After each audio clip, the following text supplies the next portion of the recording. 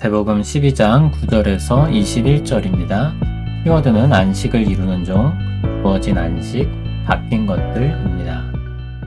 거기에서 떠나 그들의 회당에 들어가시니 한쪽 손 마른 사람이 있는지라. 사람들이 예수를 고발하려 하여 물어 이르되 안식일에 병 고치는 것이 옳으니이까.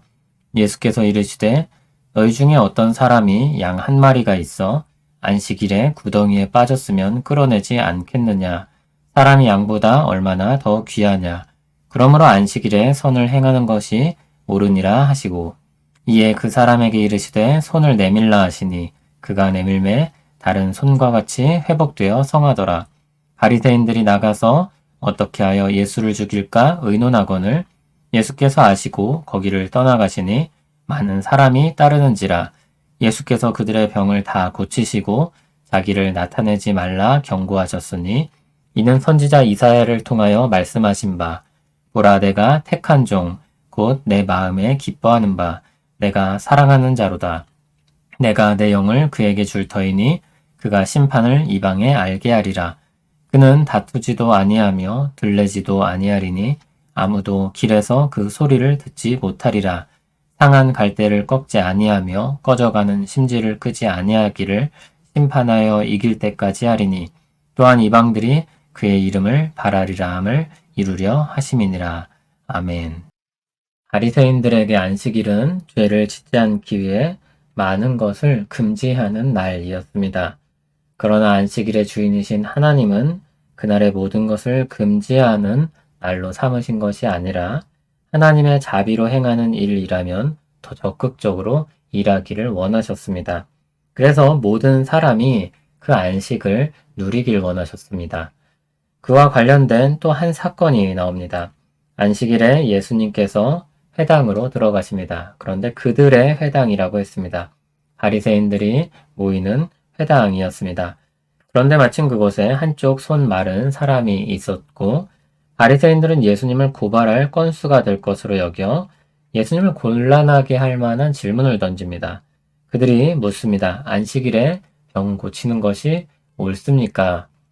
주님은 양을 예로 드시며 안식일이라도 양의 구덩이에 빠지면 양을 끌어내 구하지 않겠냐고 하셨습니다. 하물며 사람은 어떻겠냐고 하셨습니다. 그것이 선을 행하는 것이며 그것이 옳다고 말씀하십니다. 그리고 적극적으로 주님은 그 병든 자를 고치십니다. 손을 내밀라고 하셨고 그 병을 낫게 하셨습니다. 바리새인들은 그 자리를 나갔다고 했습니다. 주님의 안식이 실현되어 한 사람의 평생 고통이 사라지고 회복된 그 자리를 떠난 것입니다. 자신들의 의도대로 일이 풀리지 않았기 때문입니다. 죄가 가진 특성입니다. 겉으로는 합리적인 답을 찾는 듯 하지만 결국 자신의 뜻에 맞는 답을 원한 것뿐입니다.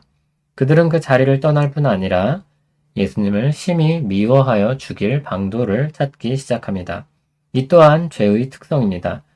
자신의 뜻을 관철시키기 위해 살인도 서슴지 않는 것입니다. 가인에게서 이미 발견되었던 모습입니다. 그가 동생 아벨을 죽인 것은 자신이 받아들여지지 않았었던 그 분노와 받아들여진 아벨에 대한 시기와 미움 때문이었습니다. 바리새인에게서 우리는 그의 모습을 봅니다. 한편 많은 사람들은 예수님을 따랐습니다. 예수님은 그들을 다 고치셨습니다. 안식하지 못하던 그들에게 안식을 주셨습니다. 이러한 주님의 모습은 이사야 선지자가 예언했던 말씀의 성취였습니다.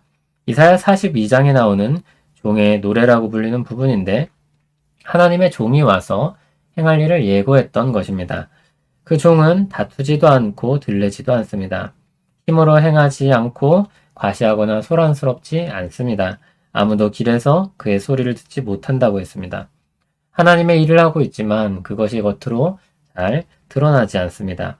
바리새인들이 시장에서 기도하고 일주일에 2번씩 금식하던 것과 대조적입니다. 주님은 상한 갈대를 꺾지 아니하며 꺼져가는 심지를 끄지 아니하시는 분이었습니다.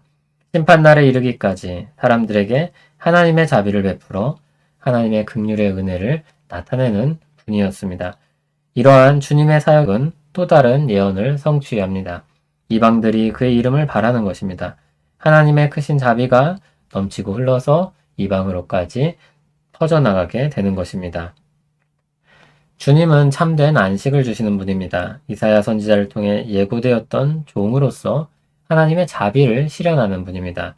죄로 인해 멸망을 향해 가는 상한 갈대와 같은 사람들과 꺼져가는 심지와 같은 사람들에 불과한 우리를 구원하러 오신 분입니다. 대선장군처럼 오실 수도 있었을 것입니다. 군림하는 심판자로 오셔도 전혀 문제가 없었을 것입니다.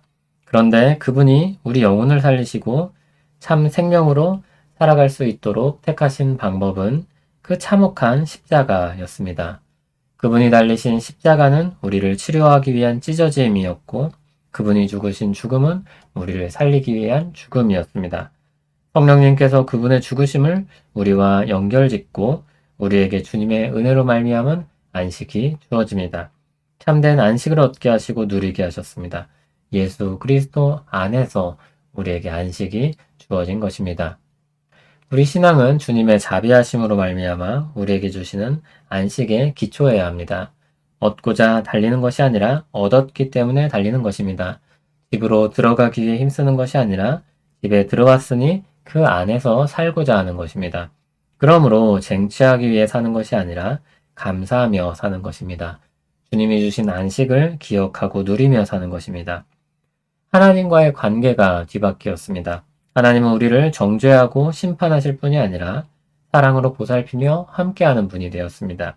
두려움으로 감히 나아가지 못할 뿐이 아니라 감사함으로 기쁘게 예배할 뿐이 되었습니다. 사람과의 관계가 뒤바뀌었습니다. 경쟁하고 이겨 우위에 서서 생존하는 것이 아니라 함께 살아갈 수 있는 것을 궁리하고 또 살아가는 것입니다. 어떻게 하면 주도권을 잡을 수 있을까 생각하는 것이 아니라 사랑으로 섬기고 세워주려는 생각을 하며 사는 것입니다. 잘못한 것을 지적해서 내가 옳으며 잘한다는 것을 드러내는 것이 아니라 친절과 배려로 부족한 것은 채워주고 함께하며 오래 참음과 절제로 품어주고 살아가는 것입니다. 모든 것이 회복되고 온전한 안식을 누리게 될 날, 우리가 누릴 것을 지금부터 누리며 살기 시작하는 것입니다. 이제 막 출시를 앞둔 신제품을 미리 받아서 사용해보고 경험하는 특권을 누리는 것입니다. 그 안식이 우리에게 풍성하기를 소원합니다. 참된 안식을 우리에게 주시는 주님께 감사합니다.